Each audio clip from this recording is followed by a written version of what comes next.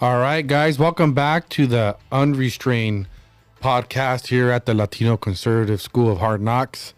So it's just me and Alfred today. So Isaac Galvez here. Say hi to the people, Alfred. What's up, everyone? Welcome. Got lots to talk about. Yeah, so we last week I was out with the family camping, and I remoted in to still do the podcast on Monday. Technically, I was working remote Monday and Tuesday, so working from home, but home just happened to be over at Mammoth Lakes.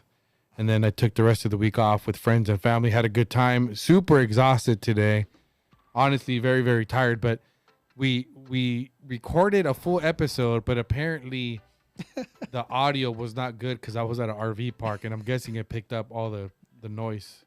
That's right. Yeah, man. It just did a little bit of I'm sure you were with the fan bam, and it picked up a lot of noise. Yeah. But you know what? It was because of the Wi-Fi. Kept on just dropping and coming in, and kind of not good. But hey. Yeah. So it looks like Alfred made the call. Is my sound okay, Alfred? Yep. Sounds good. I can't hear myself too good. All right, go ahead. It doesn't sound like it did earlier. Go for it. All right. Hello. Go for it. All right. Hello. How's that? Okay. I don't know. I guess it's just me. It's always me. Go ahead and pick it up right there there's a little volume right there on your headset. All right, go for it. Hello, test. How's that? I don't know. It was good earlier, but. Oh, you want to hold on. Go for it. All right. Well, let's see if Alfred can figure this out. But anyhow, so yeah, it looks like we weren't able to use it. So pretty much just talked about what was going on last week. Obviously now it looks like Sleepy Joe was forced out. It's clear that he did not want to go. I very much believe that he was forced to go. All the funders held the money hostage, and all of a sudden it's just weird. He disappears. Nobody knows where he goes. You get a letter. It seems like he didn't even sign it or something. It was an unofficial letter. No letterhead. No letterhead on it. No address. No explanation. Like if this is normal, like this is normal, guys, right?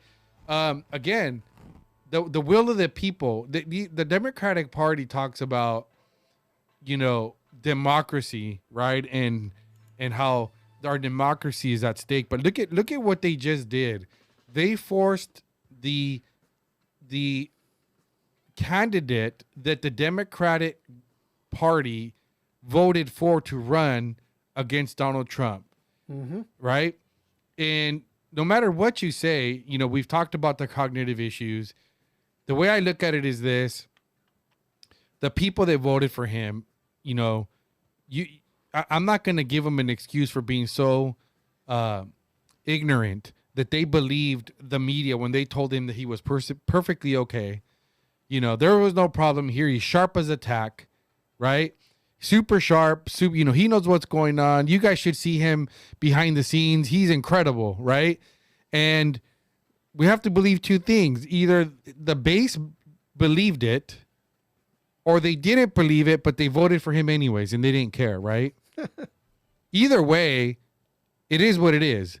The Democratic Party is basically now has removed that candidate, and they are now going to decide who they want to run.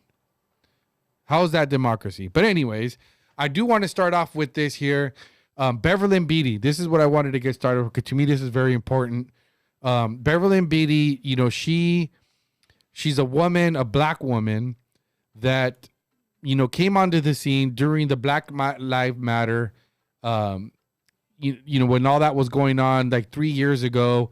If you guys remember, there was a big old Black Lives Matter. We'll play the clip here in a bit, but that's when I first found out about her. Her and her friend May. I forgot it was May. Adam May. Adam May. Yeah, they went out and they started pouring paint all over the Black Lives Matter sign that was put on the street in front of Trump Tower. I really, to mention that, bro, it just pretty much resonates with the, it gives you a little view. Yeah. That, this is a black woman, right? You got two black women, right? Two black women. Christian, right? Christian black women. They're coming out and they're just saying they're not for it. They're just telling you front out that we don't support this. Right. I mean, out of this whole thing, I mean, wouldn't it be acceptable from the the Black Lives Matter movement, really to accept one of its own or two of its own that are coming out and say, hey guys, we don't support this. This is something that we're not for. Right. And so they're being vocal about it. But, and that just tells you a little bit of the narrative in regards to, you can't be black, you can't be Christian, conservative, and really, you can't tell BLM not to do what it's doing. Yeah, and since then she's very passionate about abortion, and she's very pro-life.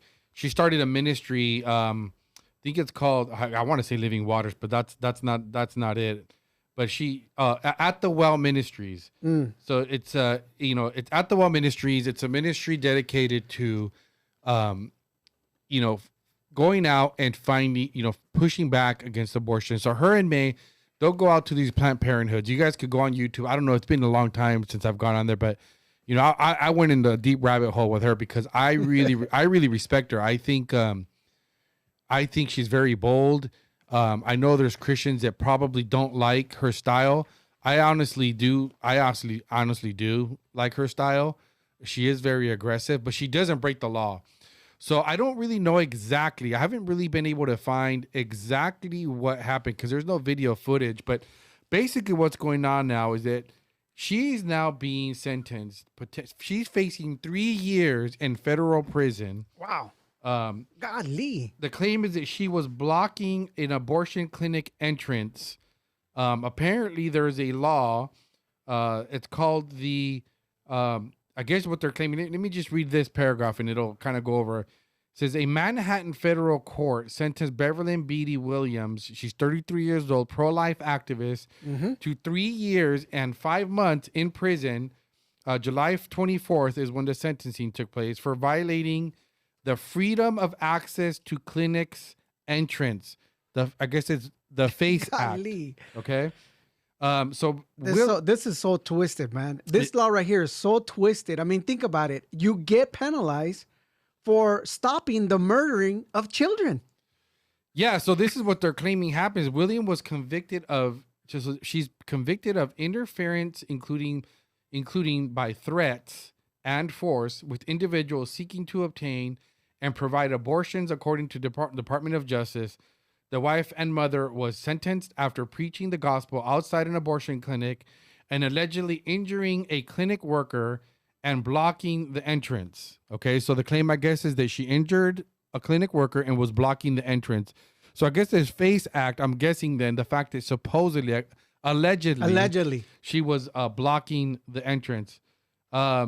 She's claiming she's being persecuted because she's a Christian standing for her beliefs. Honestly, I haven't seen the video, but I have watched enough of her videos to know that I really don't believe this. I know she is pretty aggressive. She is a strong black woman. And I just think it's interesting that, I was watching I forgot where I heard this stuff, so you guys can fact check me on this, but sure. I wanted to find it before this, but we were researching stuff and we're running out of time. We got to get started. But that black women make up the largest portion of the Christian vote. That's facts. And so there's more. So when you talk about Christians in the United States, the majority of Christians in the United States is black women. It's black women. The majority of atheist, non-believing, secular, guess what gender and race they are. The majority. Let me guess. White males. White males. So that's the majority. So isn't that interesting? Whenever you hear the left attack and mock Christianity, that they're mocking the majority right? Being black women. Isn't that interesting? And who's doing the mocking? The white male liberals. Of course. Right? Of course. So, I hate making this about gender, but we're going to play their game. I know my friend Holly listens to this and she cringes, but obviously you have to play their game to point out the hypocrisy. You must. Right? And you got to call it out so people understand. Hey, I was looking over some of the stats in the red state. You can find this information. It's available on the internet. It's through the red state, through the red state, and it actually provides some really interesting stats. It says that New York State Department of Health between 2012 and 2014, there were approximately 285,000 with 127 induced abortions, compared to the average, which is the 237,499 live births. Can you imagine? In the state of New York, people are actually, pretty much are in a dead heat in regards to death and life. Yeah. I mean, come on. Yeah. So we're gonna go ahead and let's listen to this clip. This is Beverly and Beatty kind of just going over what's going on. And let's go ahead and play the clip and we'll comment more on this story. It's something I believe in, but you let me know if it's something you believe in. So grab a drink. Yep. And let's dive in.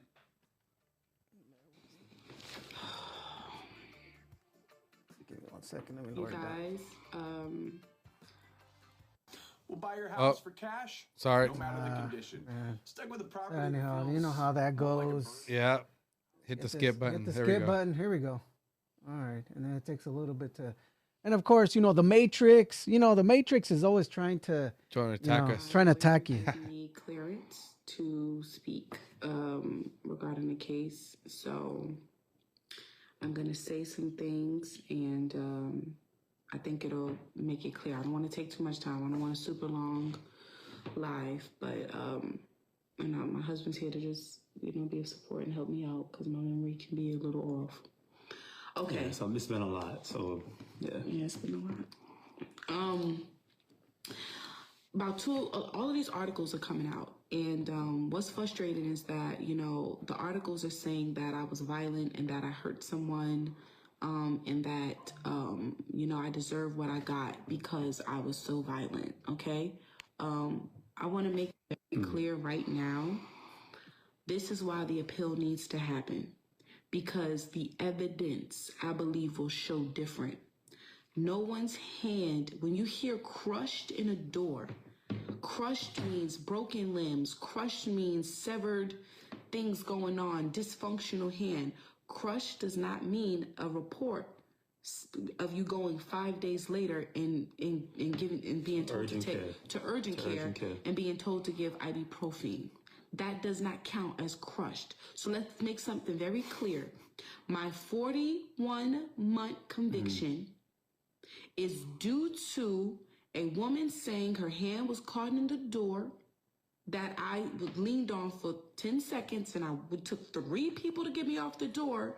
And 5 days later, she went to urgent care and was told to take ibuprofen. I want that to sink in. Okay? So this violent, vicious Bevelin they're claiming, the appeal is going to show different.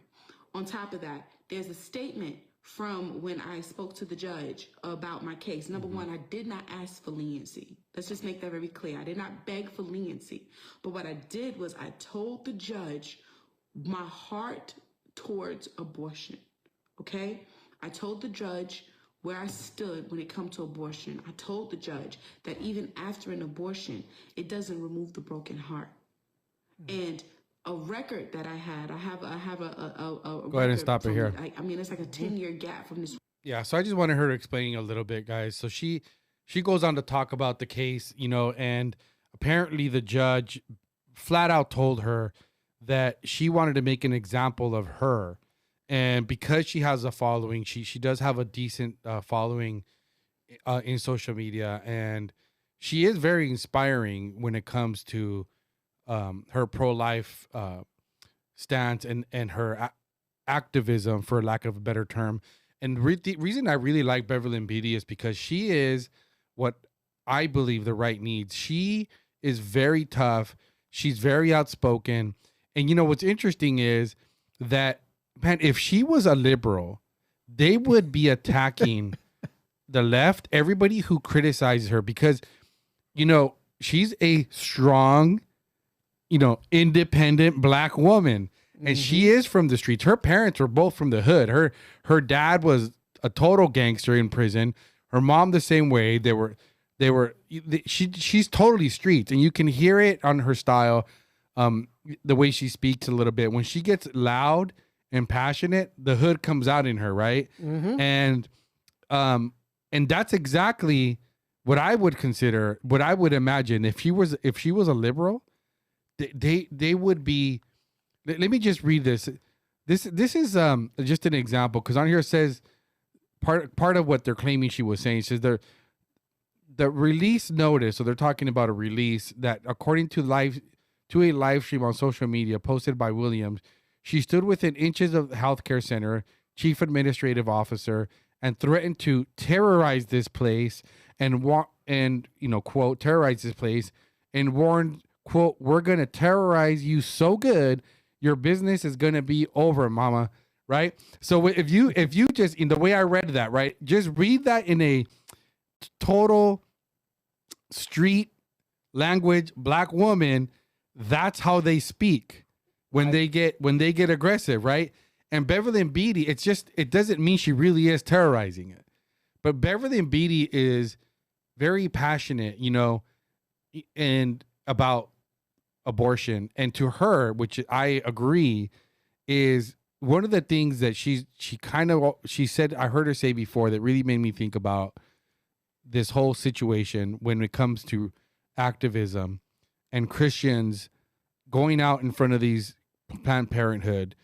You know, as a Christian, if you believe, or anybody, you don't even have to be Christian to believe this, if you believe that it's murder, then what appropriate way is there to protest against murder? And I mean, and to your I think, and to your I can say to your point, this is the same. I believe that this is the same type of energy, right? I mean, some people say, hey, you know, for example, you know, a couple years ago, we had CNN coming out to us and saying, hey, you know, it's a peaceful, right? It was a peaceful protest while you see buildings off the grid, and, you know, businesses being torn down, right? The energy these people were bringing was because they believe in something that, you know, that they're so adamant about. Just remember the George Floyd, right? Remember? Yeah. George Floyd, they strongly believe that a black man died because somebody literally put you know, a knee on the neck, and by all means, you know, it's still being contested as we speak now. And so this is the same type of energy that Sister Beverly is trying to bring. Yeah, she just brings the energy. And if you, again, right, you know, you have different, I've had conversations with believer friends of mine about this, and a lot of it comes from things that she said when I've listened to her and I've watched her videos of her protesting in front of Planned Parenthood. She's never broken the law. She's always stayed within the law. So I'll be surprised, you know, to see I would like to see I wish there was a video, because I kind of already have an idea of what probably happened, you know, but we're going to show the video here, because this is the kind of energy she brings. Okay. This is what brought her to the mainstream initially. This is when I first learned about her. So this is her out in front of Trump Tower. Go ahead. Bro, we need this type of energy. And again, it's not because of the violence or anything like that, but she's not burning buildings down. She's not burning. She's not destroying people's businesses. Right. Right. But yet they get away with it, that nothing happens to those people. God forbid. Let's just assume it's true. Let's just assume she did close that, you know, the hand. Why is the FBI involved in this? Why is this a federal crime? I mean, so I believe it's because she's a black woman, okay, and because she's conservative, and they can't have this, okay. So they're gonna make an example of her, and they've had they've been after her for a while. But yeah, go ahead and hit the video. This is the energy she comes with.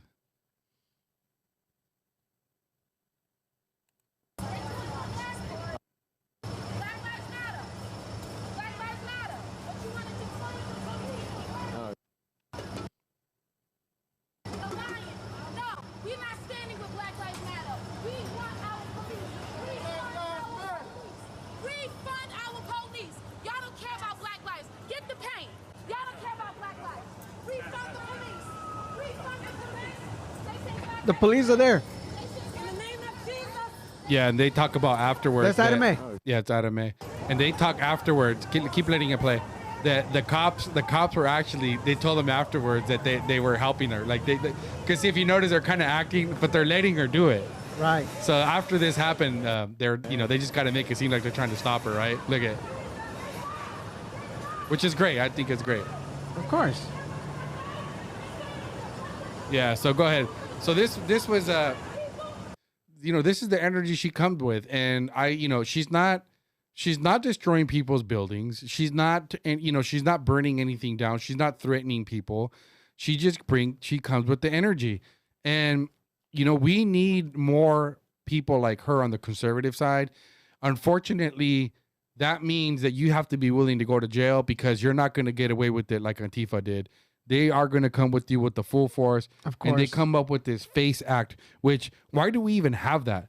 That's crazy, right? Mm-hmm. This is what the FBI is doing.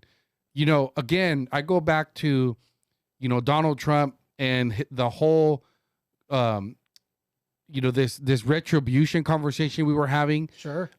This is why I say, if Donald Trump does not drain the swamp, if he does not abolish the FBI or completely just get rid of everybody in charge, this is what they're spending their time doing, going after people that are out there protesting Planned Parenthood clinics. Mm-hmm. That are being loud. Loud. And again, and by any means, she's not breaking any kind of law. She's being, again, this here. Well, according to them, allegedly, if she's closing the door, she violated the FACE Act. But let's just say, let's just say it's true. Okay. Again, is it 2 years? It's 2 years, 41 months. 41 months. And remember, and you'll do every day, every minute of that, because it's a federal charge. Correct. And remember, she said that this person, her hand was crushed, and right after she was giving ibuprofen. That's it. Listen, I don't know about you, but I agree with her. If this lady right here said that it did cause so much pain. Listen, I don't know about you, but give me something stronger than just ibuprofen, right? Yeah. Give me something that's strong. I mean, my hand is broken. I mean, literally there was an operation here, for the amount of money that they're trying to, kind of show her, humble her, as we say, right? I mean, you got it. This lady literally has to have back surgery, an issue, right? For $250,000. Come on. Yeah. So if you listen to, check this out. This is an interesting ending to this article. This article is actually I just looked it up, a Catholic news agency. I just wanted to go off that one because I was curious to see. Sure. They're all saying the same thing pretty much, but according to this article, it says Williams is one of many pro-life activists who have been sentenced under the FACE Act in recent years, including several elderly people and a Catholic priest. Do you guys remember? I think for the most part, I don't know, many moons ago, right? Because I'm taking you guys back to the Twilight Zone a couple of years ago.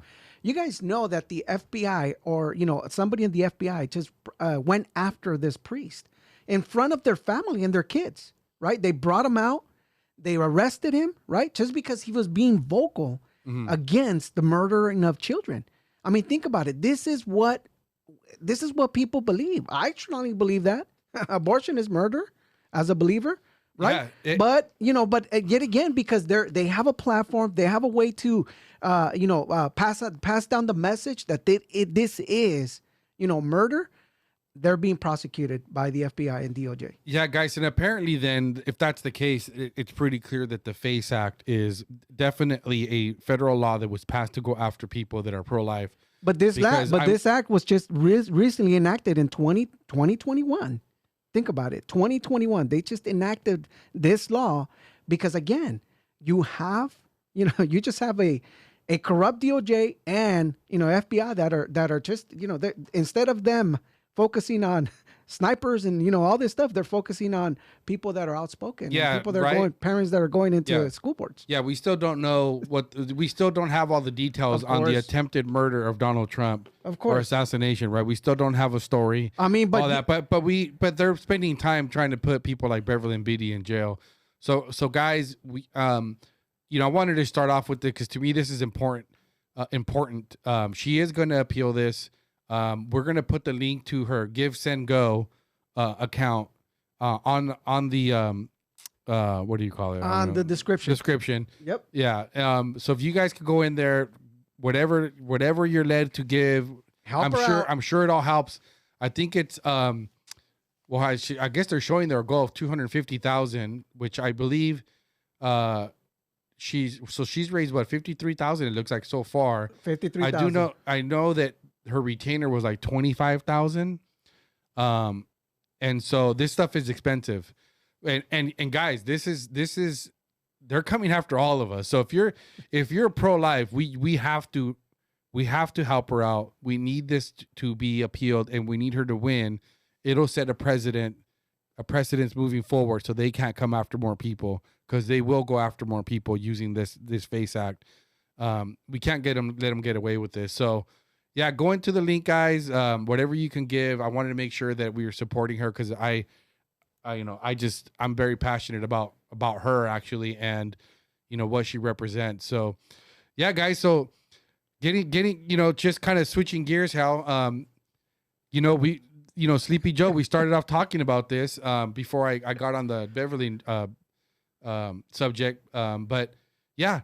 We were going to bring these. We were planned for last week. We talked about this, but I wanted to make sure we played this clip because I want to remind everybody, if this is not normal, this was planned. This was all planned. And how do we know? Well, look, guys, I mean, Vivek was already talking about it.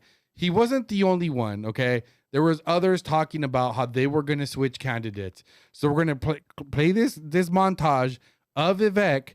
This was going way back to the primary, the Republican primary debates. Okay. So how did he know about this? This isn't us pretending, people, that, if you don't believe me, just you're hearing for yourself. I mean, he's not a prophet. It was just obvious, right? That's right. Hit play. This has been obvious to me since last year. Play out the incentives. Oh man, the Matrix, man. The Matrix. It always does that, man. While it does the buffering. The strongest candidate they can put up. And these people, they have stopped at nothing to keep Donald J. Trump out of office. You think they're going to stop at this step?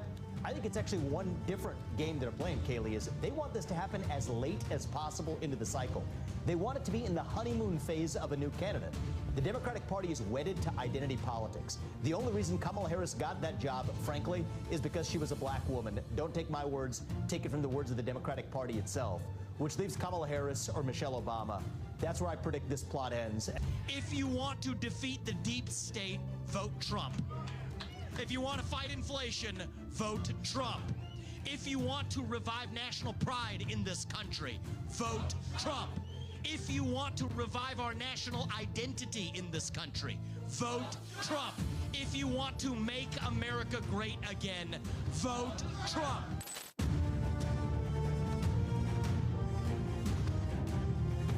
I also want to close with one message to the Democrat Party. End this farce that Joe Biden is going to be your nominee. We know he's not even the president of the United States. He's a puppet for the managerial class. So have the guts to step up and be honest about who you're actually going to put up so we can have an honest debate. Biden should step aside, end his candidacy now, so we can see whether it's Newsom or Michelle Obama or whoever else. Right, just tell us the truth so we can have an honest debate.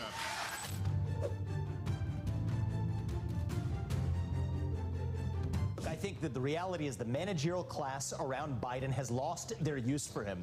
This has been obvious to me since last year. Play out the incentives. He is not the strongest candidate they can put up. And these people, they have stopped at nothing to keep Donald J. Trump out of office. You think they're going to stop at this step? I think it's actually one different game they're playing, Kaylee, is they want this to happen as late as possible into the cycle. They want it to be in the honeymoon phase of a new candidate. Initially, you get that honeymoon phase before the scrutiny comes. If that swap out comes in August or even after August, they get to put up a candidate. Came a little early. Have had the yep, it sure did. Republicans guessing, and that's I think the. Yeah, and I think it came a little early because of the reality is I think there's only two viable choices. Oh man. Yeah, go ahead. Yeah, that's good enough. You guys get the point. And I think it came a little early because the debate was so bad. and the pressure. And I think, Well, the thing is, the funny thing about this whole thing, man, is that they already knew this. I mean, we've been saying it, and I know that a lot of people, I mean, for me, I've been reading about it, saying, hey, they're holding them for a debate. It was actually him that wanted to debate Donald Trump. But at the end, I honestly believe, man, you've said it before here, I honestly believe that the Democrat Party just pretty much flush him into the wolves, and really just, Donald Trump, the Punisher, he just took advantage of that opportunity and just really, really showed the American people exactly what we've been saying for the last 3 years. Yeah. So if you guys see how it's playing out now, it's, I came a little early. I think that the debate performance was so bad. And I wonder also if the failed assassination attempt also expedited the decision, because look at this week. Look at this week, or even, I'm sorry, last week. Sorry, I'm trying to, because I was in the woods, so I had no internet service. You were out of the matrix. I was out of the matrix, and from what I can tell, it seems like the Donald Trump assassination attempt is gone out of the media now. Completely. The media itself, bro, what they've done is pretty much they're trying to negate or delete that this is actually an assassination attempt. They don't want nobody to talk about it. It's so bad, bro, that they're just relying heavily on the liberal media or legacy media, if we know that they're doing that's the mouthpiece of the DNC, bro. They're the ones who are doing everything they can to move cycles. Let's move to the next story. Let's move to the next story. And this is exactly what's going on. Well, you guys talked about it here with Pastor Raul. They had to talk about something else. And I think he dropped out on Friday? Is that when it was? Yep. So now look, now it's about Kamala Harris, and now it's about they moved on quickly. They've moved on, and we still don't know what happened exactly. I mean, we know what happened, but what's the when you have events like this? I mean, this was an assassination attempt, right? And they wanted to go. They made it go away so quickly.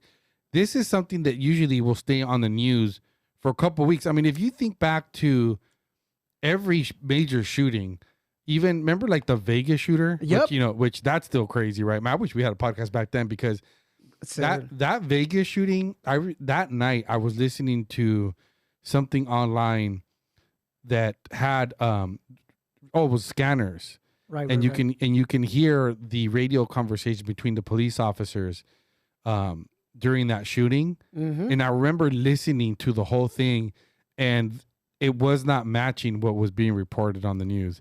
Like, I remember listening to the cop trying to get to the room, and him talking about how they were on the elevator. And yeah, I'll get too far into that, but the news was totally different. And some of the things that were coming out afterwards that were being considered conspiracy theories, I was like, wait, it's true. I listened to that on the radio. Anyhow, my point being here is that those stories went on for weeks. Exactly. Right. Exactly. You started getting, it was about, okay, where was the shooter at? Then you find out that, okay, the FBI went to his house. They had a whole timeline. All the weapons in the you saw pictures of the room, right? Right. The guy laying there. I think I remember seeing, I think it was vaguely when they did show, not the face, it was all blurred out, but the guy's feet. So, man, it was just, and the storyline was just so credible. I mean, they're saying that there's multiple shooters. They had multiple, situations linked up to different locations, different rooms. And the video, now we're waiting for the infamous videos. Like, come on now, at the, at a hotel like this in Vegas, and it's taking about approximately a week to get the videos. Come on. Yeah. So we don't even in this case, right? We don't even have everything we know about this case, about the assassination attempt, has come from people who recorded they were there. Exactly. Like, generally everything we know and we found out was information that was leaked, or people's phones, but you have not received anything from the FBI, anything from the Secret Service. Like, how many press conferences has the Secret Service had to talk about their findings or giving us an update. No, actually, you know what? The last actual update, we actually got, the FBI director, Christopher Wray, going in there and really just again. Well, that was because he was subpoenaed. Of course, he was subpoenaed. Yes, he was subpoenaed. But of course, he was forced. He was forced to go out there. And then he starts with this whole conspiracy theory that it was shrapnel. Oh, well, potentially shrapnel. We don't know. That's what I'm talking about. When you have somebody with that authority coming out and just blankly just go ahead and throw, can he just really say, you know what, we know this happened. We're absolutely sure, right? After 3 days, come on, the FBI, the most powerful agency, the $7 billion that they get annually. I mean, come on. And they can't even come up, but they really can go after parents right away, right? I mean, they really can. They could go after Beverly and Beatty real quick. Exactly. Or even that. Even that, you can go after, airman who leaked out some files, right? About certain things that were happening internally. And, they really caught on to the guy, right? In Massachusetts. Oh, I don't even know what you're talking about. Oh man, you missed it. About a year and a half, there was an airman that actually did release some sort of documents into a particular, a social media site, something that was internal, right? And between friends. And I guess he shared certain things, and right away, within the following day, the FBI was already knocking at the door, and pretty much. Oh, you're talking about like sensitive documents or something? Yeah, okay, sensitive documents. You know what I mean? They right away, it was that guy was caught, and then right away again, they moved the cycle real quick. Hey, let's move on. Let's move on again. This is what they do. Yeah. So to me, it's clear that this was an attempt, and it was an attempt by people who are being protected by the media and a lot of people within the government at this point. I think 100%. It's pretty obvious. I mean, it's the logical thing. Okay. Every expert that's has come out and said that this is more than just incompetence and oversight.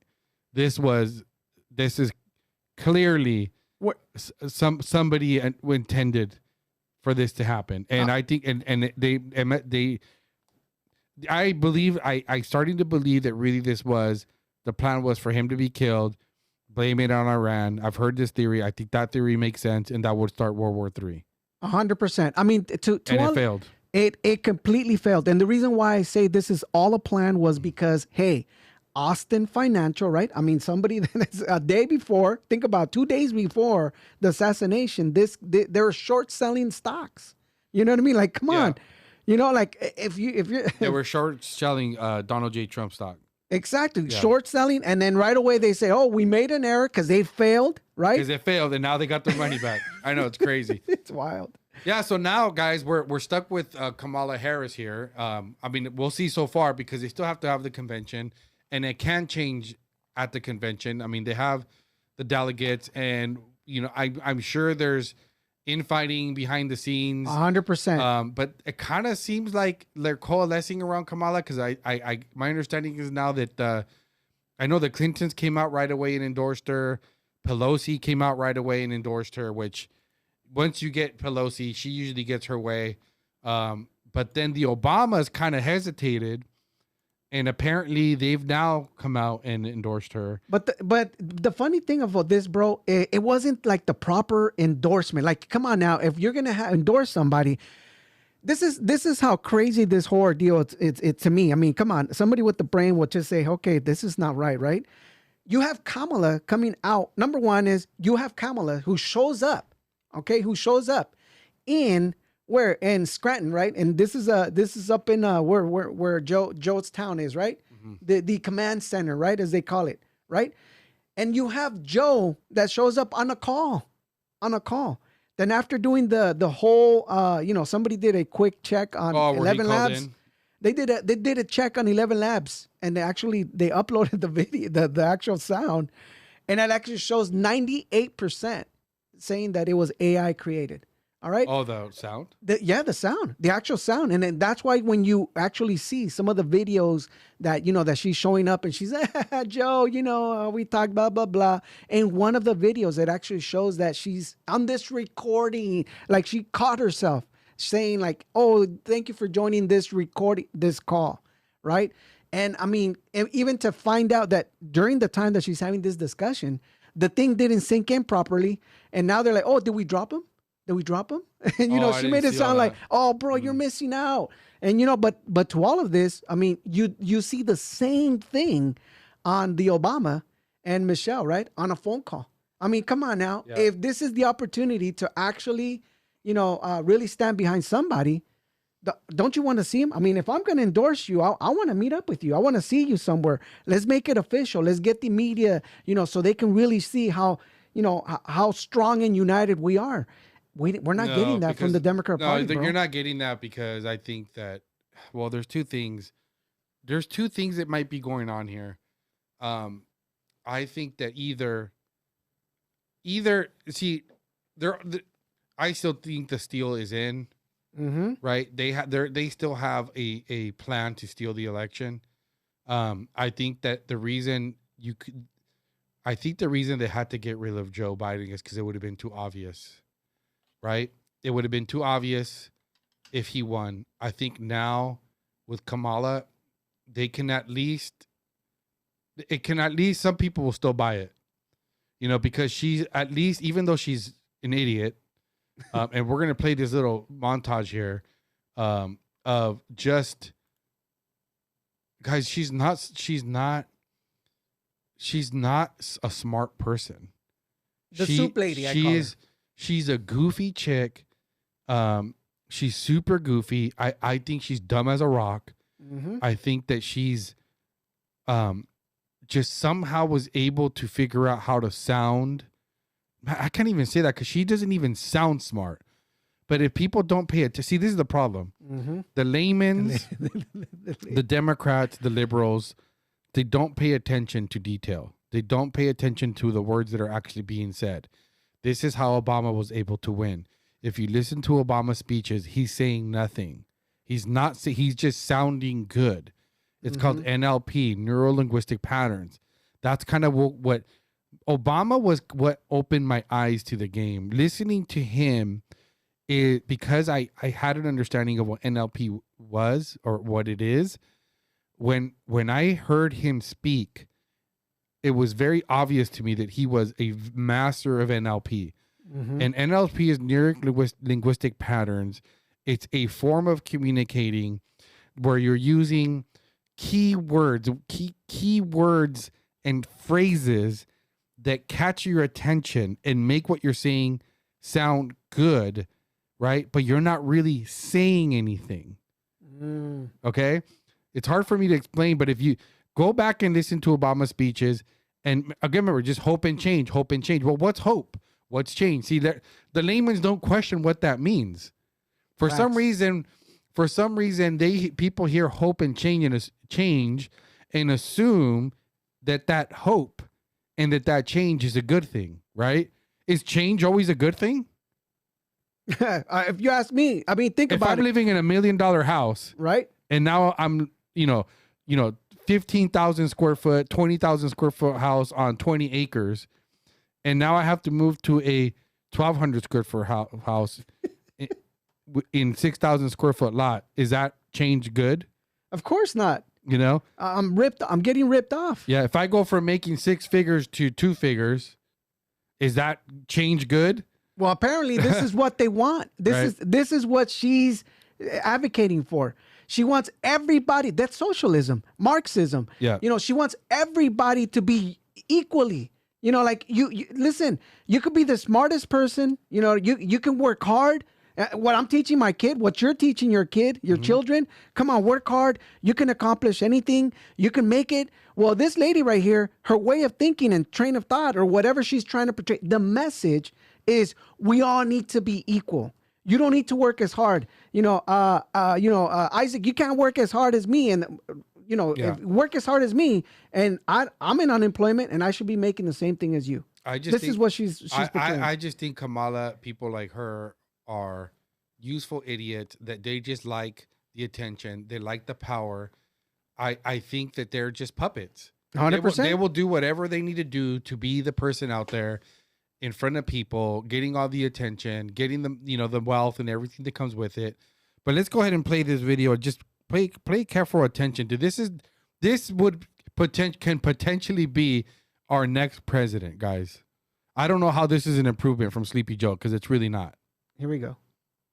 I think it's very important, as you have heard from so many incredible leaders, for us at every moment in time, and certainly this one, to see the moment in time in which we exist and are present, and to be able to contextualize it, to understand where we exist in the history and in the moment as it relates not only to the past but the future. Because when That's we deep. think about the strength of our democracy, you know, I think that there's a duality to the nature of democracy. When it's intact, oh, it's so strong in terms of what it does to uphold and protect individual rights and freedoms. So strong in its nature. And it's very fragile. Very fragile. Oh my God. So deep. It will only be as strong as our willingness to fight for it. I'm wondering what the United States is going to do more Oh, this is specifically hilarious. to set up a permanent infrastructure. And relatedly, is the United States willing to make a specific allocation? That's a strong for question right there. refugees? And for President Threw her Duda, off. I wanted to know if you think, and if you asked the United States to specifically accept more refugees. Okay.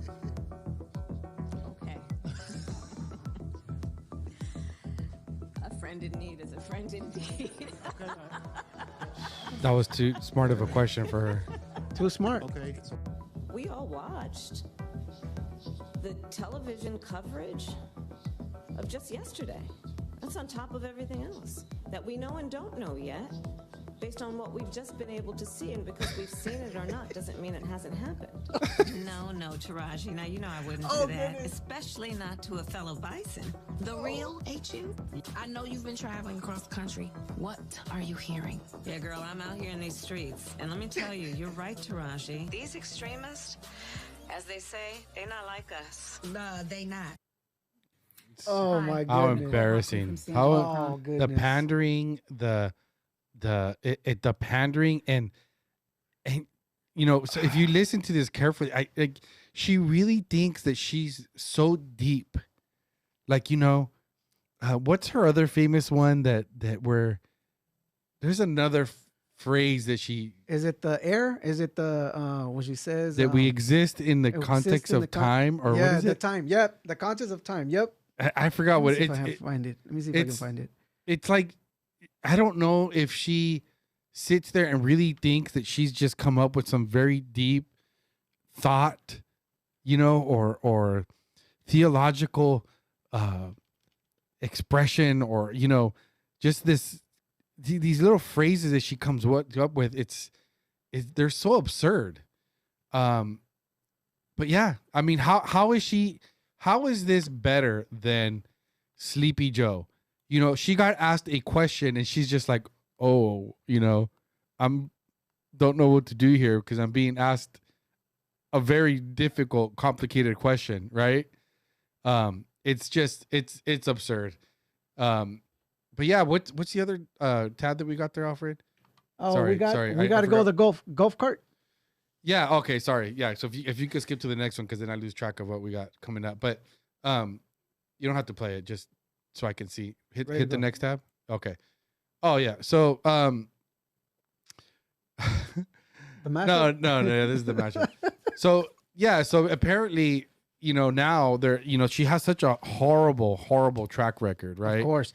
And to add some context, bro, think about it. In 2020, Kamala Harris had only 1%. Okay? Just to Yeah. put in perspective, 1%. And this is the expectations of the machine, right? To make this lady, just to prop her up as much as she can with the 1% likable. I mean, this is the 1%. People don't like her. In fact, over the last couple of years, and the last 3 years, 90% of her staff has gone. Everybody's left from helping her. Why? Because this lady's evil, man. Yeah. They say that she is just as bad as Hillary. Right. And you know, I don't know if I can agree with that because you haven't heard really rumors of people dying around her.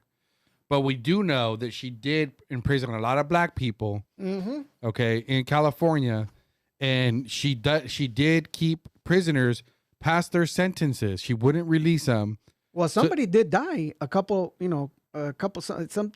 some representative, somebody that said something or something mysteriously died. Yeah, but we do know for sure. We know that for a fact that could be a conspiracy, but we do know it's a fact that she admitted this, that she kept people over their sentences so they can fight fires here in California. 100%. Okay, and these were majority black men.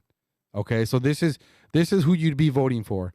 But yeah, let's hit play on this one, Alfred, and then I think I sent you also another video that kind of shows some of her track record. It's on your email, I think. But yeah, let's hit play on this one. Let's hit this one.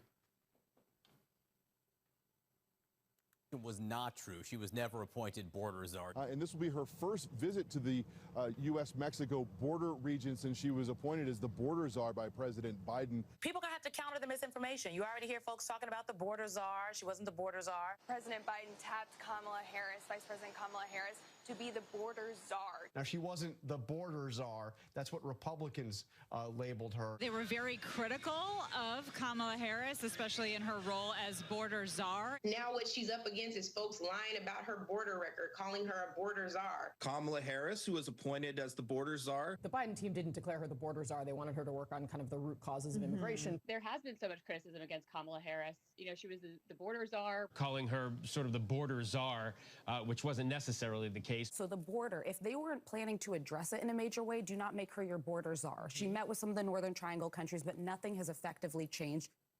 There you go, guys. So now that she's running for president, now that she's their nominee or going to be their nominee, it seems like, they're now having to clean up her mess because she's horrible at the border. She was in charge of the border. I'm here with one of the sorry about that. Sorry about that. She was in charge of the border, and we see how that's working out, right? We see what's going on with the border. We know that this is impacting Black America the most and Latinos the most, right? And it's I think it's the number one or one of the top two issues.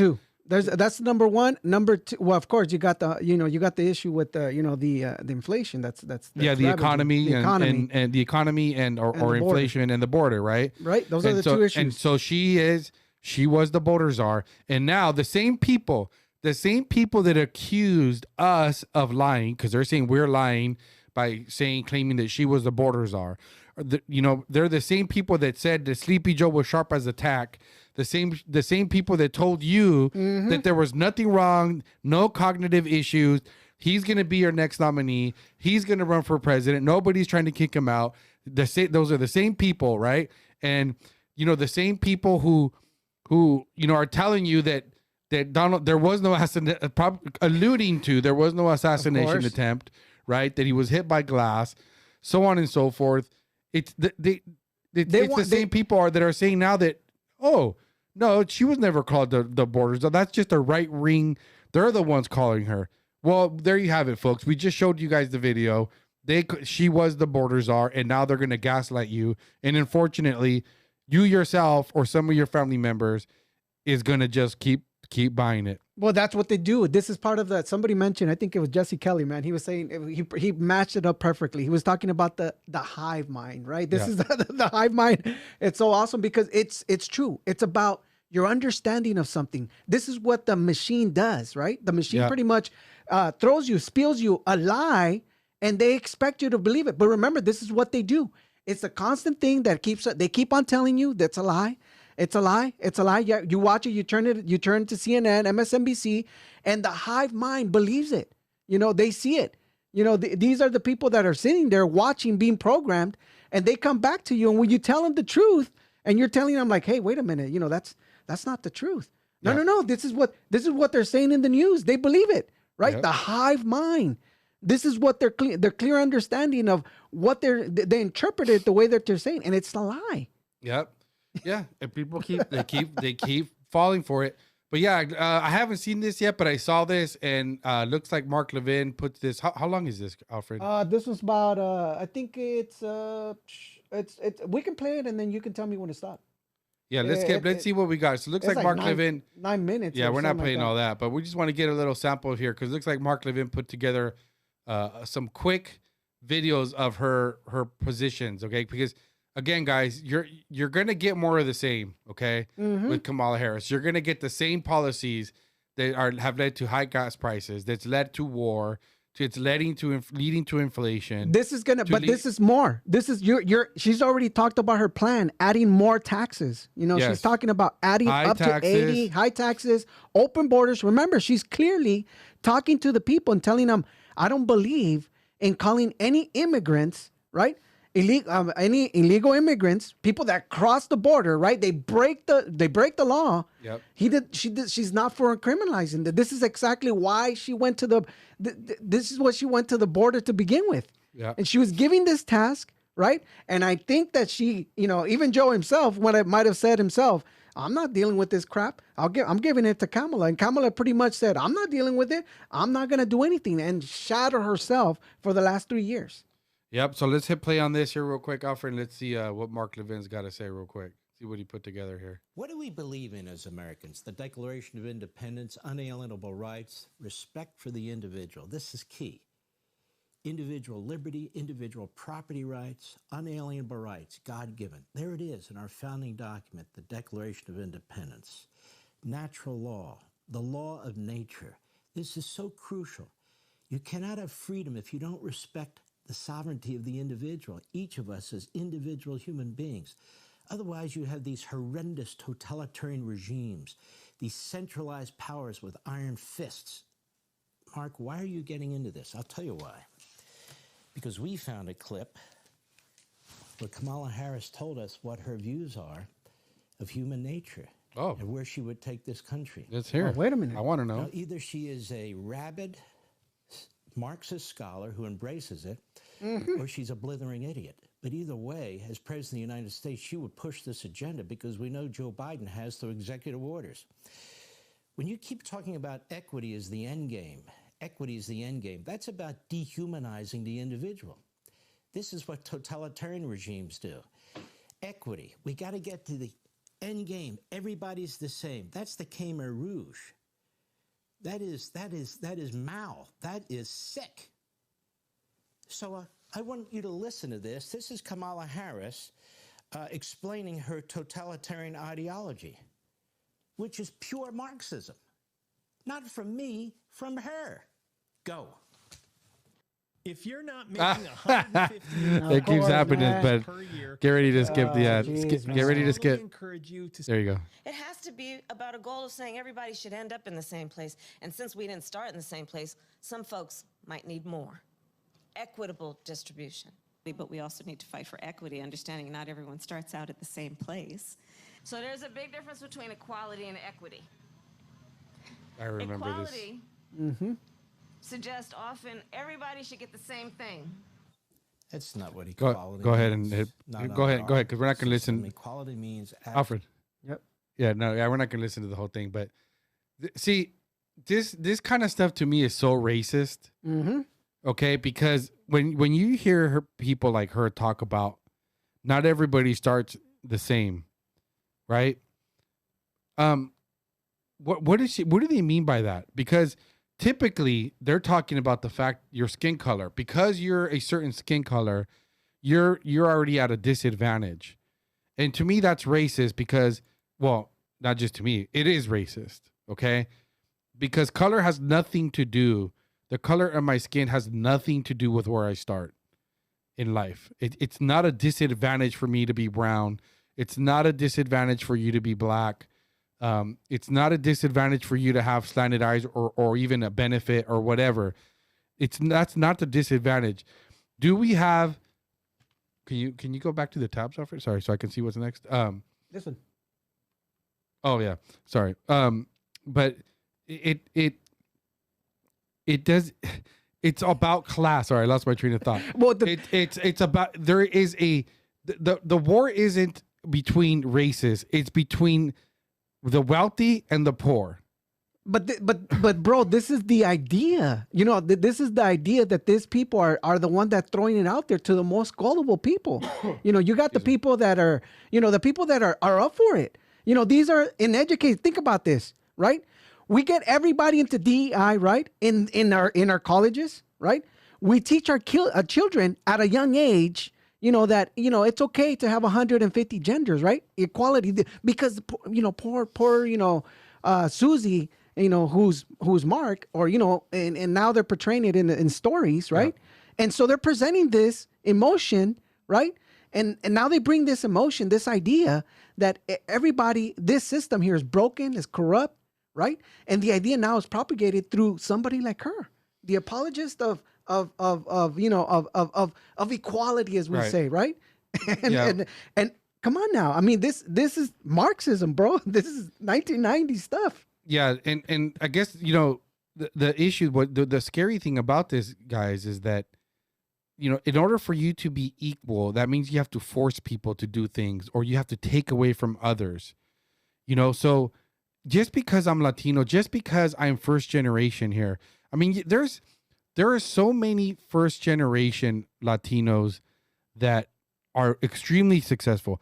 There's Latinos that came to America with nothing and are super successful, okay? Are rich now. They've come here, they started a business, and they become very, very wealthy here. They were able to do it. Nothing held them back. Did they start at a lower point? Of course they did, because they came to a new country with nothing, right? Not knowing the language, whatever. The government role isn't to help these people. The government's role is to just not get in their way, create an environment and protect our freedoms, so that we work hard, and when we make good decisions, make responsible decisions, then we can benefit from those good decisions, right? We will reap those benefits. But from what they would be calling is, what they're calling for is for me or you become successful, and now, because we have to have equitable, everybody has to be the same, then your hard work, guess what? You need to take some of that money that you've made and you need to give it to someone else. Marxism, bro. Capital. Right? I mean, this is socialism, brother. No, of course. And so it's bad thinking, guys. And the problem is that people support people like Kamala because they don't understand what it takes to accomplish this utopia that they're looking for. And that's the problem. But this is the problem. That's what I'm saying. When you bring in ideas like this, and you're presenting the population with ideas that we need to break it, we need to do better, we need to build better. And when you ask the question about what is it that we're embarking in, they have no idea, no clue. Right. And so for that matter, this is for the most gullible, like you say, people in the matrix, people that are laymen, right? People that don't understand that this stuff right here is dangerous. It's dangerous for capitalism. It's dangerous for a nation, right? Come and think about it. She's thinking about opening up the border, allowing more people to come into this nation, take advantage of everything that's going on. And we're already seeing it here in California, right? With Gavin Newsom, who's going to already give, some of the medical, some of the funds that are coming out of the hardworking Californians into healthcare for immigrants. This is something for illegal immigrants, right? Exactly. And to them, they don't see this as this is because for the better good of the rest of the people, right? Yep. Now you're hurting the middle class that are here are like, dude, yep. I came from Mexico. I did it the white way. I legally got my papers, and now I'm going to be punished. Yep. And so look, guys, we have this little clip because I wanted to prove we were talking about earlier. Sure. We were talking about the majority of Christians, the Christians in America are black women. The majority of the atheists, non-Christian are white males, generally going to be liberal, right? Mm-hmm. And so we're going to play this video and pay attention and take a look at, and guys, I'm not a racist. I don't like playing this game. To me, we're all Americans, all that stuff. But there's something to this, okay? Because if there is a group of white people that's out there looking to oppress others, Look at what side they're on. Hit play and pay attention to the crowd here, guys. This is Kamala Harris. This is a golf rally for Kamala over in Florida. Go ahead and hit play. Yeah, we'll see if an ad plays. But no, most likely. Yeah. Okay, hold on. Yeah, look, pay attention to the crowd.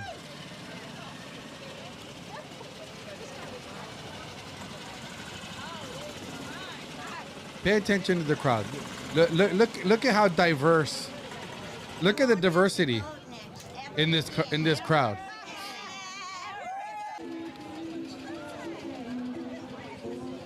So this is a rally. This is supposed to be to support Harris. See, these are all Harris supporters here. Okay, I mean, look at the diversity here in this crowd. Can you imagine? Isn't this fun? The energy. No, I'm not official, but it's so much fun. But don't get run over. This is so exciting. Yes, Yeah, you're excited. So exciting. People just feel energized. Yesterday we were at the office making signs, and they were coming in just. They're so very excited. energized. They're so excited with their woke nonsense. They're so excited to do what? To continue to support a candidate that's going to take away jobs from black people. Yep. Right? They're so excited to support policies that lead to the death of black babies. Uh-huh. Right? Yep. I mean, look at the crowd, guys. Can you imagine if this was a Donald Trump rally of some sort? There may be people of other political persuasions on the route. They are our neighbors. We are not going to stoop to their level like I did earlier today. Like he did earlier today. So let's go ahead. You can hit pause, but you guys get the point here, okay? Look at the diversity of that crowd, okay? And we should have pulled up a Trump rally, but if you've seen the Trump rallies, there's all kind. I mean, obviously, it depends on where it is, right? I mean, if the Trump rally's in Arkansas, you're not going to get a lot of diversity there, right? But again, guys, shout out Holly, get over it that I'm bringing over the race stuff, but this is the appropriate context to talk about this, okay? It's the white liberals are the problem, guys. It's white liberals that are out and destroying this country. I said it. I'm going to say it again because it's pretty obvious. At this point, you don't really have a lot of conservative black people at this point. It seems that, or should I say, the black people have woken up for the most part. I think there's a clip I sent you, Alfred. Did I send you a clip where MSNBC did like a little quick poll? I don't know if you had it up there, Alfred. If not, I send it to you in an email. But there's a clip where MSNBC had like like 5 black guys on there, and they asked. I didn't get that one. Did you text it to me? No. I sent it to you on the email. Okay, hold on. Let me look at it. This one. I'm trying to look for it. Yep, that's the one right there. Oh, you're talking about the debate. Okay, got you. Yeah. I got you. I have it up here. So check this out. Is that one right there? Yep. This is a focus group on MSNBC. How many? Go ahead. All right, let's play it. Of you know a black man who has expressed to you that they're committed to voting for Donald Trump? Okay. For the brothers who have told you that or said that to you, has the emergence of Kamala Harris changed that for those brothers? No. How many of you right? know a black man? So they're in trouble, and goodness, they are in trouble now. To put some context right there, this is kind of like an open debate, a little get together, right? And they're asking flat out questions like this. They're just saying like, "Hey, how many of you, understand that you have black people that are gonna vote for Donald Trump?" All of them rose their hand, right? And then they said about the contender. And now you know who's going to be the contender, right? First it was Joe Biden. Now they switched it over, right? It's got to be somebody diversified the little battle here. And they threw Kamala Harris in there. And now this question changes and say, do you think it changes anything? And a lot of them say, nope. Nope. No, man. So they're in trouble, guys. There's another video that I saw too, where it's a group of black people talking on like a Teams type thing, and yeah, this black guy goes on there, and because they start talking about how they're going to vote for Kamala, and he just starts listing all her policies and all how it's affected black people. I really think that enough black people have woken up to this nonsense and they've caught on. I think certainly Latinos have. We just still have a lot of white folk out there, woke white folk that are out there supporting her. And interestingly, rich, because those people look pretty rich to me. You go driving around in golf carts. I'm not saying you have to be rich, but you're doing okay for yourself, and you're in Florida. Bro, you're old and retired. Yeah, exactly. And they're white. I'm pretty sure those are qualified as rich white people, right? I have no problem against white people, but again, Republicans are the ones that are being portrayed as being the party of the rich white people, right? And you just saw that little rally there. But yeah, guys, I wanted to, before we'll wrap it up on the Kamala thing. I was watching. If you guys never seen the Sean Ryan show, man, I highly recommend the Sean Ryan show. I love that show, bro. They're super long, but they're great. The guy has the most amazing guest, and he's had. I wish I would have pulled that up, but he had a guy that he had to blurt out. Just go look for it. He had a guest that was a person that was from Afghanistan, that was talking about how the United States is, ever since Joe Biden came into office, they started funding the Taliban again. And then he has this interview with Ahmad Massoud, Commander Ahmad Massoud, who is son of Ahmad Shah. I can't say these words, but Shah Massoud, who that man, I guess his father, I'm going to read this here from Wikipedia. So his father was an Afghan military leader and politician. He was a guerrilla commander during the resistance against the Soviet occupation during the Soviet-Afghan War from 1979 to 1989. In the 1990s, he led the government's military wing against rival militias after the Taliban takeover. He was the leading opposition commander against their regime. So until his assassination in 2001. So his father was the resistance against the Taliban. He was the opposition, and apparently he was a military genius. I mean, he's the man behind the defeat of the Soviet Union when they came into Afghanistan. And now his son, so he was assassinated. I believe there were several assassination attempts, and my understanding is that the way his father ended up getting killed, or finally was assassinated, and I think it was KGB who killed him. Is how they were able to kill him, because they couldn't beat them in the war battlefield. So the Soviets decided that they needed to just take him out. And I think they sent somebody who was two individuals pretending they were press, and I guess they were shot with bombs, and they blew up and they killed them. And so now his son, Ahmad Massoud, who was born on July 10th, 1989, he now has taken over the resistance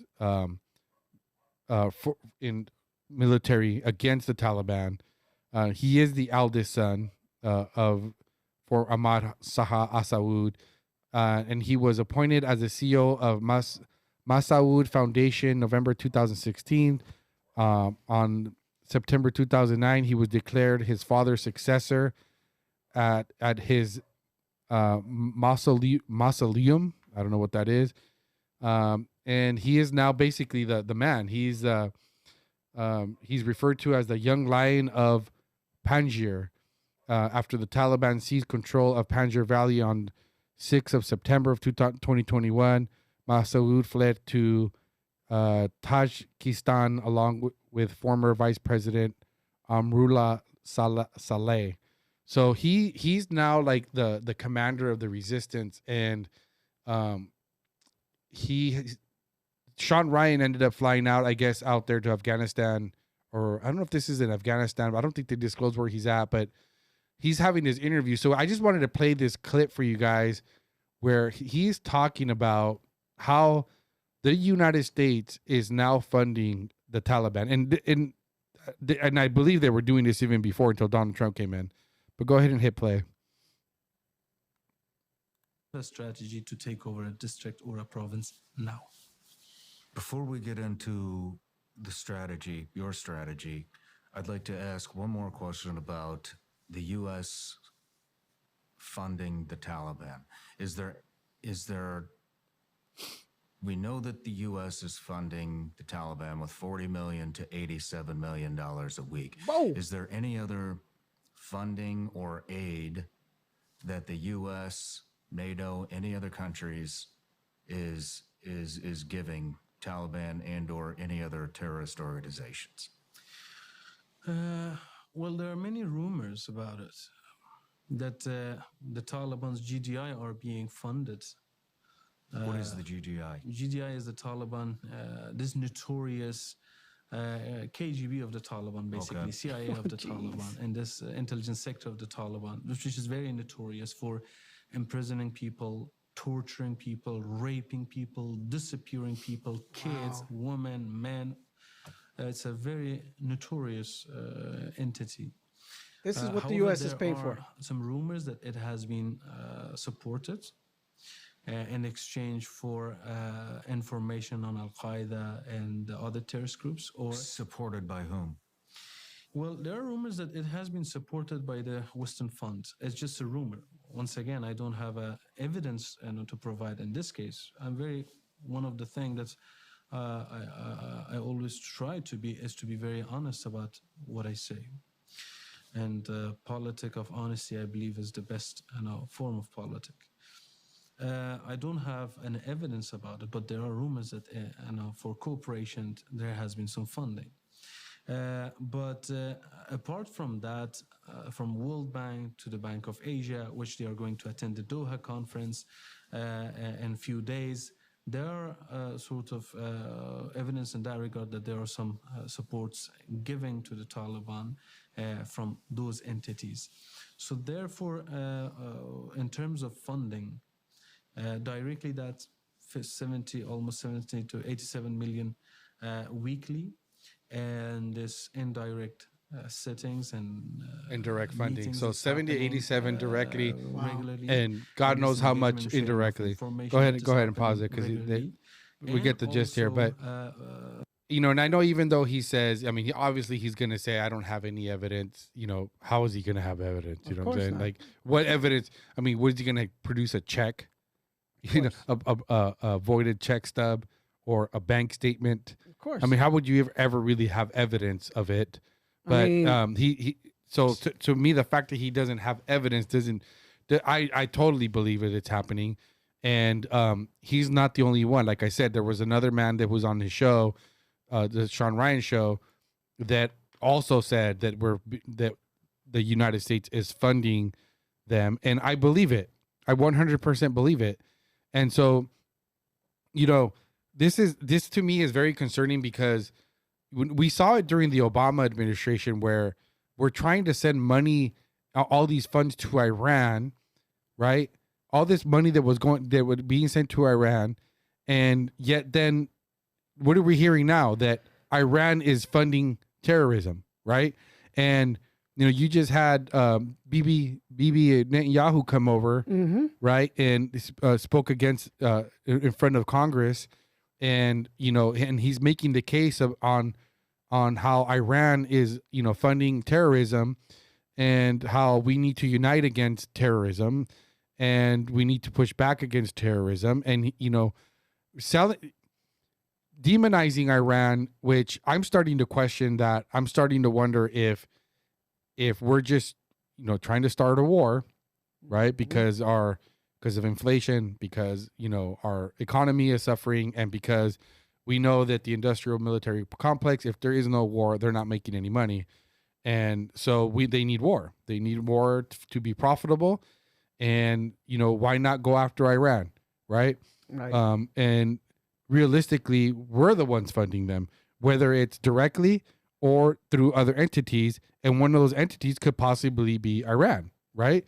We know we send them money, and then you have Bibi coming out here and telling us how they're funding them. So, I believe we're complicit. I think our government is complicit in this.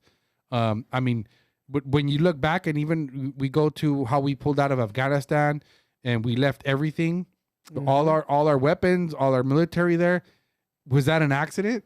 I don't believe so. No, 100%. I believe that was intentional. Even in this interview, you'll find it in there. It's tweeted in there that he says, he did ask him. He did ask him where's all our weapons, that was left behind. What happened with all the weapons? What happened with all the weapons? Right. And his answer was, what weapons? They're all in between. They're everywhere. They're everywhere. It's been sold to other countries. The terrorists have some of them.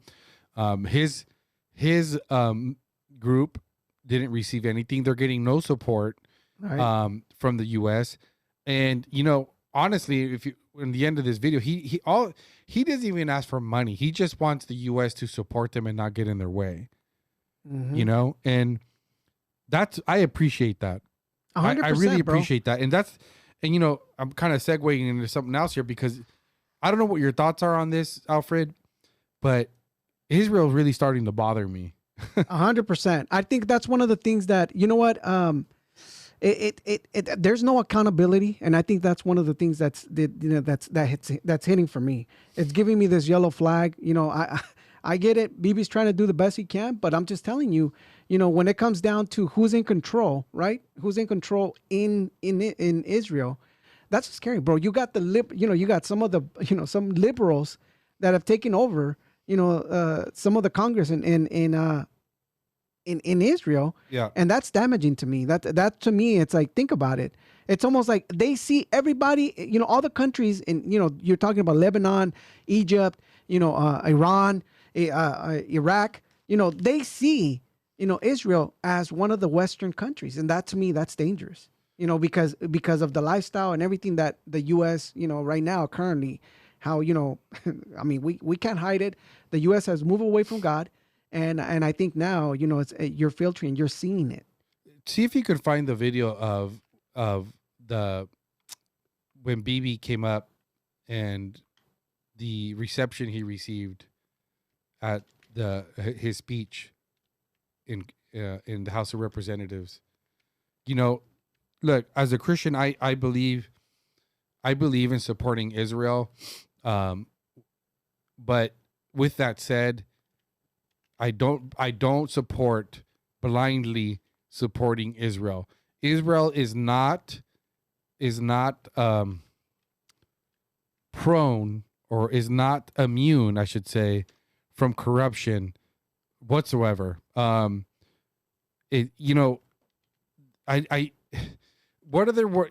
have a friend of mine who's totally, he's Catholic. So as you guys know, a lot of Catholics are very anti Israel and anti-Jewish. I don't know if that's a proper word, but they look at the Jews as the ones who crucified Jesus. They killed Jesus. It's a little bit of a different point of view, which technically, yes, they are correct. They did crucify Jesus, but won't get too far into that. But yes, the point being for me is that I do believe that Israel is special, but it's still run by humans, and humans that have agendas, and they are our ally, but it doesn't mean that they don't take advantage of us. It doesn't mean that we need to treat them like, or make exceptions for them. I mean, we have a lot of allies. Not every leader of our allies is able to come into the House of Representatives and address the Congress the way he does, which I wouldn't have a problem with if that was the case with every single one. And it did you end up finding? I heard it. I didn't get to see it. Is it this one here? No. It is. So I don't know if you can look up. I don't know. Just type in like Netanyahu. I don't know. Put speech. All right, I'll find it. Hey, on the other side, I mean, think about it. This, the attack of January of June 6th. Is it July 6th? June 6th? Yeah, the attack of June 6th. Remember, it came under the watch of Bibi. It came under his watch. You see what I'm saying? That's what I'm saying. Like, hey, listen, a distrust, a healthy distrust. I think it's questionable. This is what happened under your watch. What happened?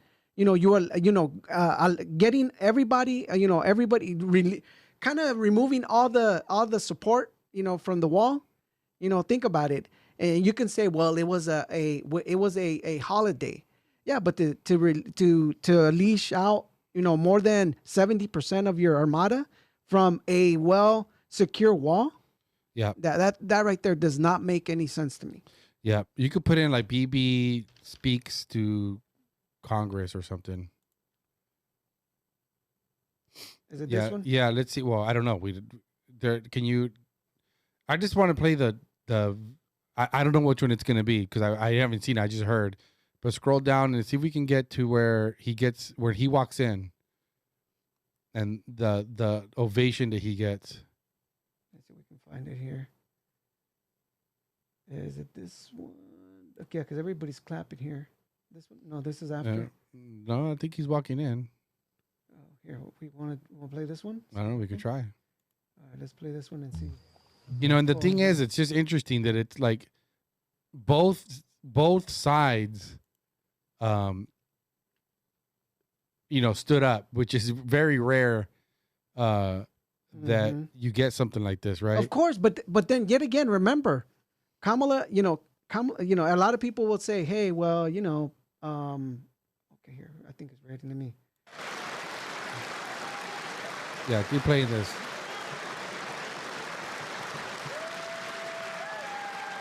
I mean, look at.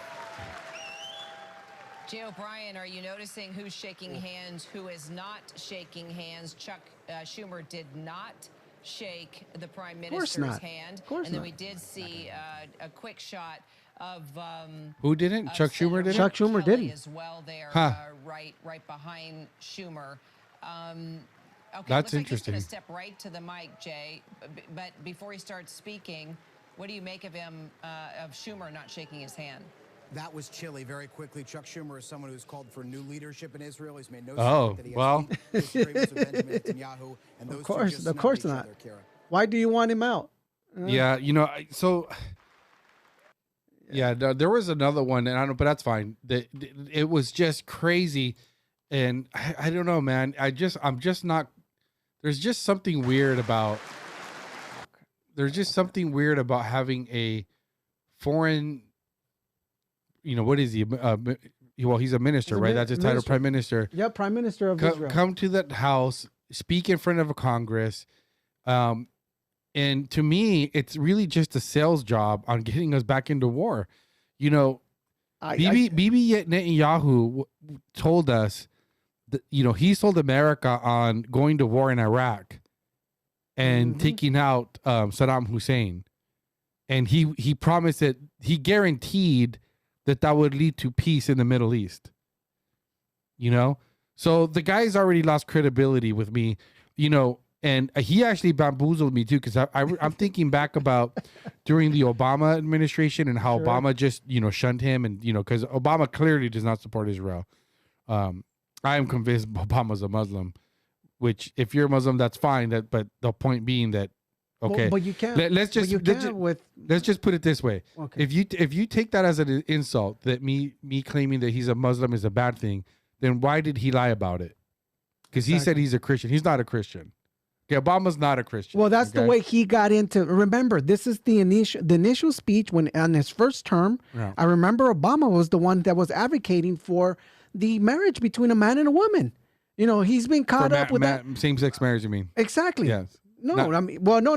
Oh, man and a woman. Yes, yes, initially, yes. it was like, hey, I'm going to support what the law says. It required it. And as soon as he came into office, he switched the Yeah, flip he the switched switch, it up. and then he just started going all radical. And that's and he did this for 8 years. Yeah. So, the thing is, guys, I have no problem with supporting Israel and defending themselves.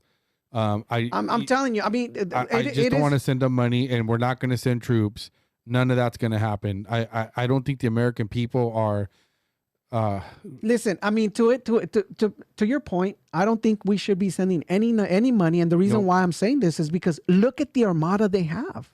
Yeah, they're good. Think about it. They're so broke. good. Look, they right now you have Palestine and people that are standing there. Now they're the ones who come in and say, do you now think that this is, a war that Palestine, actually wanted? I mean, they leveled the whole place. Think about it. Yeah, it's completely destroyed. Think about it. They show the pictures from before and after, and what happens? The whole place is leveled. Yep. And guys, it's sad for people, but look, it's war. It's not pretty. And as long as we're not sending money and as long as we're not putting our troops, have at it. You know what? They didn't start it. Do I believe they allowed it to happen? Probably. Sure. I think Bibi allowed it to happen. And I do believe that this is all, there's some sort of plan. There's some sort of plan to get us into war. I'm feeling the same way you are, man. Yeah. And again, I'm for supporting Israel. I'm for, again, I'm not going against, what the word of God says, right? We pray for Israel. We continue to stand firm and really believe for the peace of Israel. Right. But at the same time, bro, I'm just thinking like could this really be a way of saying, hey, we need to take care of the problem? This is something, think about it. This has been 11 years nonstop, of Palestine and people behind using Palestine as a scapegoat to attack Israel. Yeah. And so for the 11 year, think about it, constant rockets, you're here in the West. They're the ones constantly, shooting rockets all the time. right? You hear it. I mean, come on, now they're using drones. Yeah. I mean, come on. So, you got to be able to defend yourself, but at the same time, you don't need the West to come to get involved into a war that you've already, that you can take care of yourself. Yeah. I mean, look, if Canada was shooting rockets to the United States constantly for years and years, or Mexico, we would level it. Exactly. And I don't, and that's where I think there's some sort of hypocrisy where you have these people saying, oh, genocide, and how far do you need to go? And look, let's not be, we did it to Iraq. Okay. We leveled Iraq. We bombed the heck out of it. Same thing with Afghanistan. Could you imagine what we would do if Mexico or Canada was shooting bombs at us and constantly trying to kill Americans? We would level it. We would destroy them. What would happen with Cuba? Think about it. What it would be an island would not exist anymore. Exactly. So see, that's one of the things that, hey, come on now. That's why, bro. And think about it. A lot of the stuff that Israel has, it's pretty much, they have top notch, equipment. Come on, the Iron Dome. Yeah. And look, guys, before you say like, oh, well, doesn't make it right. Be honest with yourself, okay? If we were getting rockets sent to us by our neighbors, whether it's Mexico or Canada, and it was your life, I 100% believe you would support just leveling those places. If our government came out and said, look, guys, we're going to, in order for an end this threat, we have to basically make Tijuana and, all the way up to what? Durango. Sure. But and see, that's the same mentality that happened when we have Juarez, all those states are gonna Matamoros, they're all out. We're gonna make them disappear because we're gonna create a buffer. Bro, this is exactly we're taking them over. This is exactly what what Cancun happened. is ours now. Imagine, bro. Yeah. Imagine Cancun, bro. Beautiful. Yeah. But this is exactly what happened in 9/11.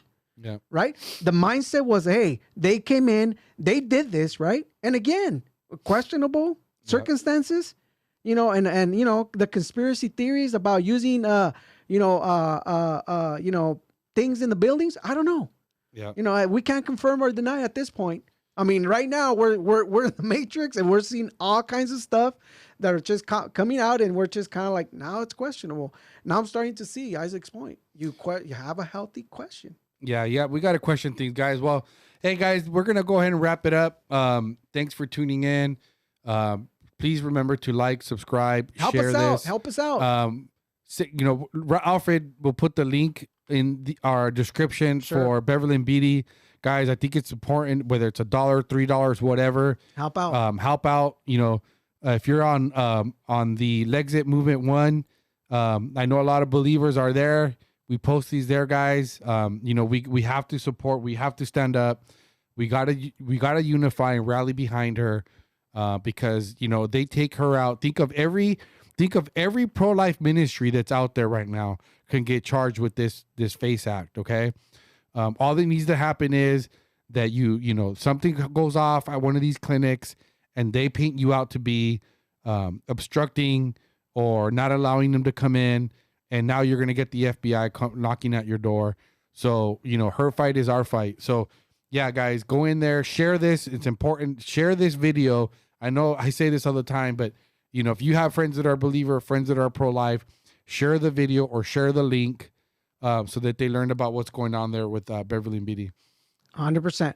Thank you so much, everyone. Hope to see you here next week as we continue with the Unrestrained podcast. Thank you so much for your support. All right, guys.